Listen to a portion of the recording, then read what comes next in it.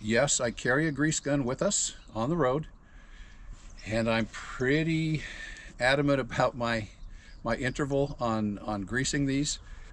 I have an app on my phone that allows me to keep track of my fill-ups on the truck as well as maintenance on the truck, and I've added a feature on that, or an item on that app that says DRV lube.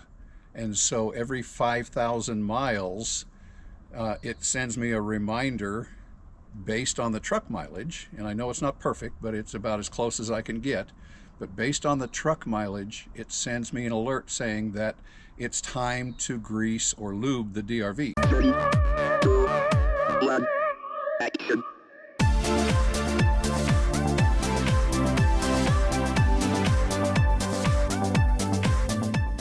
I want to speak specifically to DRVs, but this applies to a lot of your travel trailers and fifth wheels. The hubs need to be greased at regular intervals.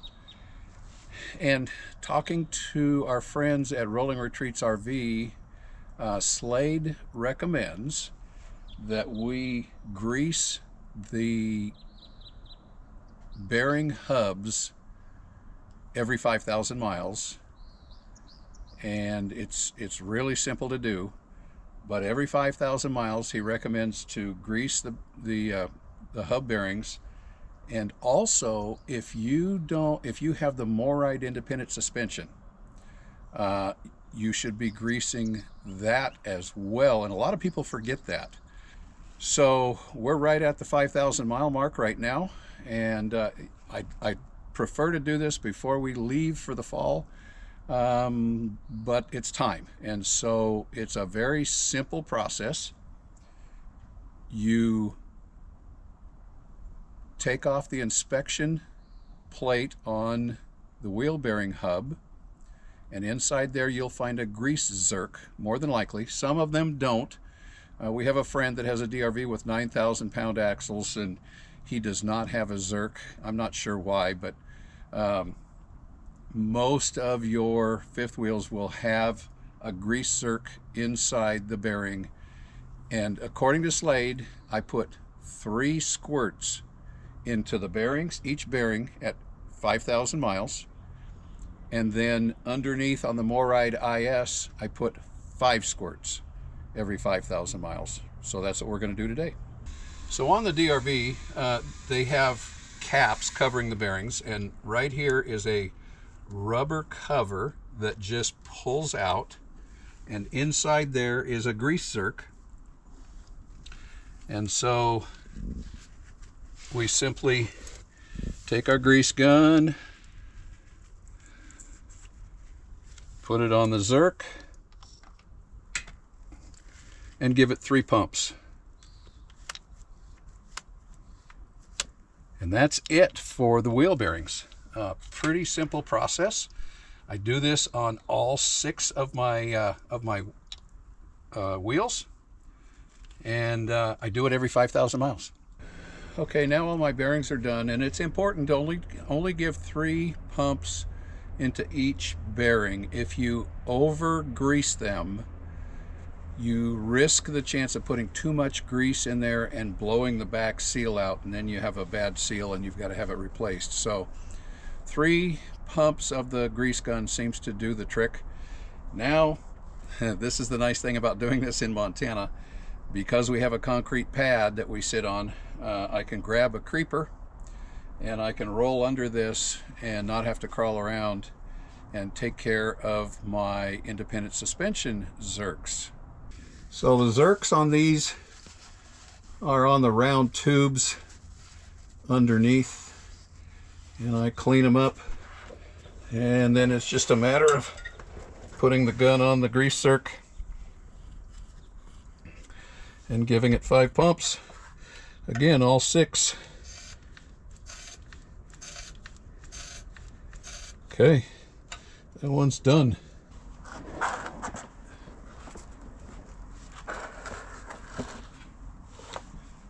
Well, Well, hello there. simple as that. It's just maintenance that needs to be done. As I say, just a reminder, 3 squirts in each bearing, 5 pumps into each Moride IS, and you're good for another 5,000 miles. It's, like I say, it's really nice to have a concrete pad and a creeper to make it easy, and you don't have to crawl around underneath. But I've done it on the gravel. I've crawled on my back, and it takes a little bit longer, but I did this in, what, 10 minutes? 10 minutes, yeah. So it's a pretty simple thing to do, but just remember, somehow, some way, figure out how you're going to calculate every 5,000 miles on your RV for lubing your bearings. Okay, we're on our way. Getting all hooked up. You getting ready?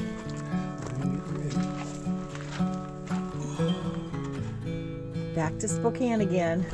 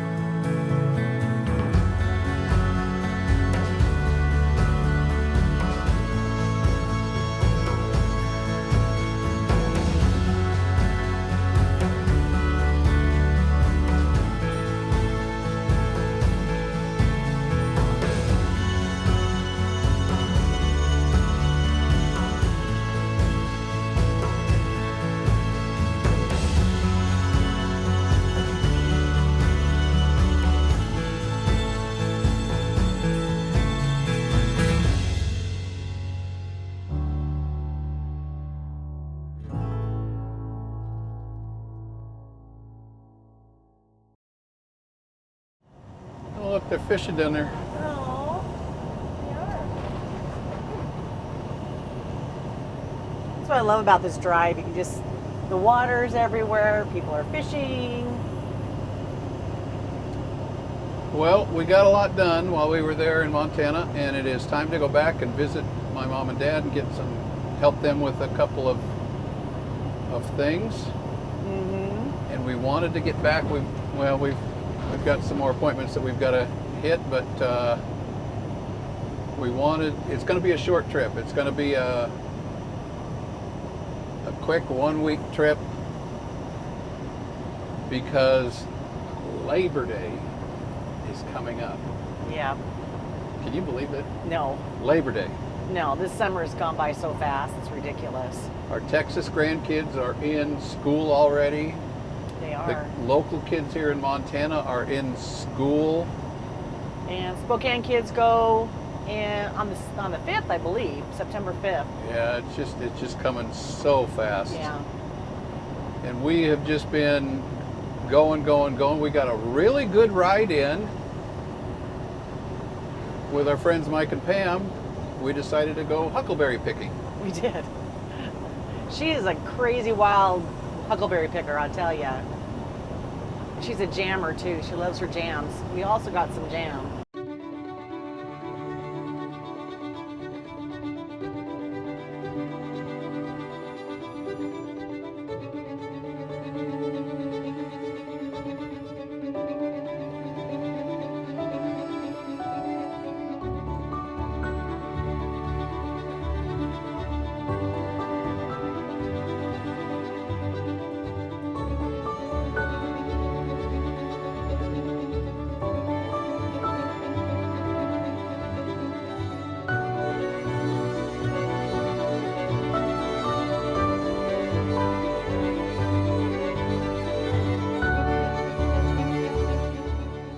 We struck out, but we're way up in the hills, Yep. and there's nothing. Nothing. Absolutely nothing. Nope.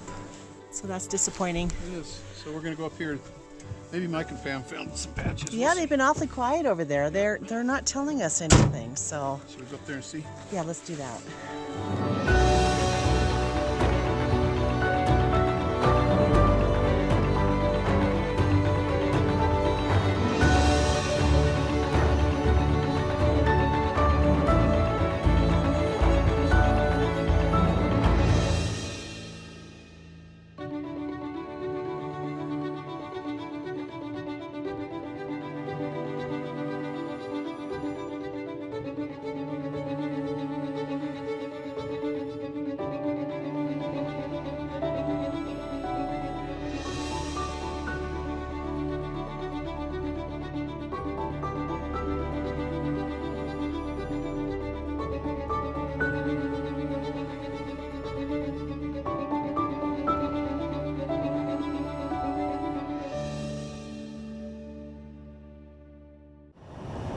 So that was a fun ride. We got a It chance was. to see some trails that we had not been on before, so that was a lot of fun. Yeah, it was. And now the weather has cooled off. It is probably the cleanest air we've seen in 2 months. Oh, I know, it's really nice. Just some really pretty country. Yeah, it's nice to go out and not smell smoke. Yep. But the weather's been a little hot this summer, but it's been good. We got the shed 99.9% ready to go. And we don't have utilities for the shed yet, No. just to let you know.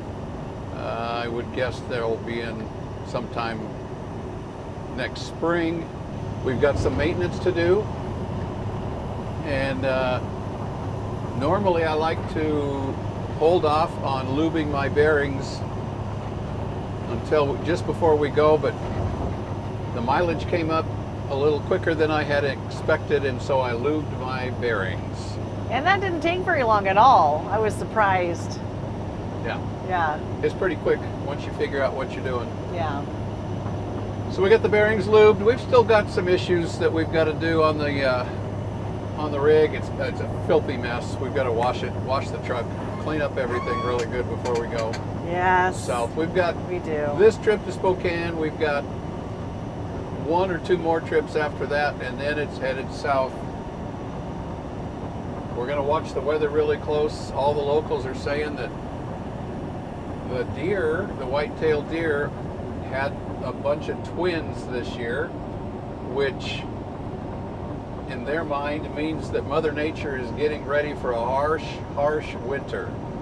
I've never heard that before. Yep. Interesting. That's the theory, that they have twins so that if something happens to one of them, they've still got a second.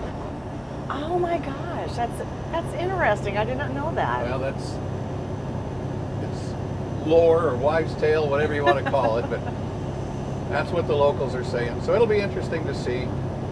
We're going to follow the weather really, really good when we get out of here. But we're just going to enjoy our trip to Spokane. Like I said many times before, it's just a short 2 hours door to door. Makes it really easy, and we gain an hour, so we should be there about lunchtime. And off we go. Here we go. There's a push and there's a pull. There's a new moon and then it's full. The tide will rise and rise until it falls. And there's a rhythm to it all. There's a you and there's a me. There's a pattern in the chaos, a current in the sea. And there are times I wish I had a mountain top to see the rhythm of it all. Every spring leads to a fall, and there's a heart in every home. The young will always wish that they were older, and there's a rhythm to it all. There's a you and there's a me. There's a pattern in the chaos, a current in the sea. And there are times I wish I had a mountain top to see the rhythm of it all.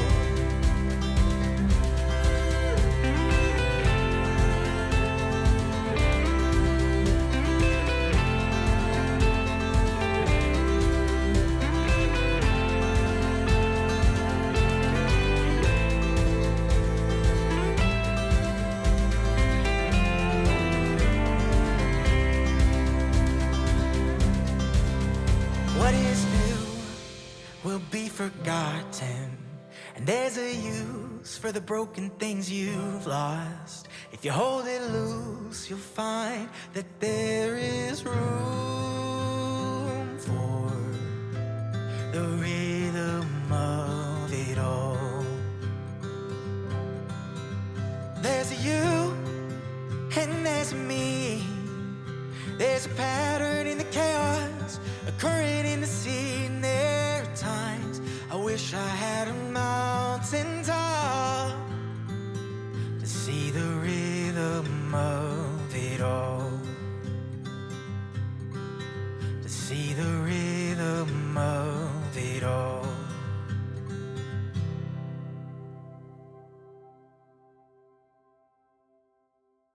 What'd you think of the trip? Oh, beautiful as always. It's always a beautiful day when we get to come here. And we get to see my mom and dad, which is a bonus. Absolutely. And we got to see our grandkids. Yeah. And we got to see our son. Yeah. All the kids. Yep. Definitely. So there's a winter weather advisory in effect in Montana this morning. I'm glad we're here. And it's not even Labor Day, guys. No. So this is why we prepare. This is why we get out of here. This is why we get out of the Pacific Northwest no later than the middle of October, because you just don't know. No. And we have a lot of passes that we climb. You just don't know. Right.